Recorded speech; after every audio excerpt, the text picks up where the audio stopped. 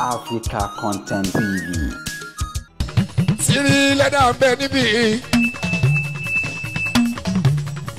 OSP ọ̀gá ńlá senior president Olùbàdàn mi ò káyé tiritiri. Ó gbọ́ ó dún ju bàrẹ̀ tá a lọ bá so. Wọ́n kì í débẹ̀ ìjọba. Wọ́n pẹ́ bẹ́ẹ̀ lẹ́yìn o lágbára ẹ̀ka tẹ́lẹ̀tẹ́lẹ̀. Ọmọ mi Àdìgún sábà ń bẹ ní kàlẹ́ bá so. Ó yá tìrì lẹ́dà àjọgbọ́n.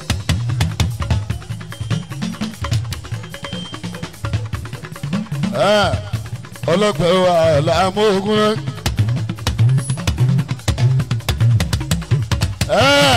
Kí la fẹ́ ẹ̀ sọ nínú ọ̀rọ̀ tó wà nílẹ̀? Àwọn ìdálẹ́ sọ tí ìmọ̀lẹ̀ ní pé ó ẹ̀rí tẹ́ jẹ́ ìdání ìwọ ti sọ̀rọ̀ ẹ̀rí sọ̀rọ̀ tí ìmọ̀lẹ̀ ẹ̀gúnlẹ̀. Káwa náà káfẹ́nu sí ni tí àkébà ń jẹ́ o. Ọmọ ọba súnmọ́ gangan nìyẹn.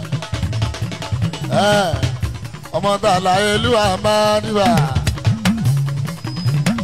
Carbon copy proprietor Baso. Tìrì mọ́lẹ̀ yàrá mú wa.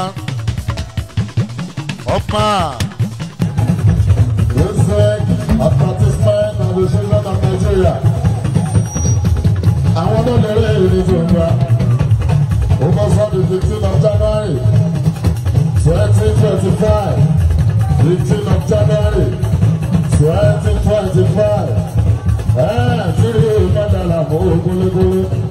Ọjọ́ ní ìfẹ́ tí wọ́n á ò lágbọ́n.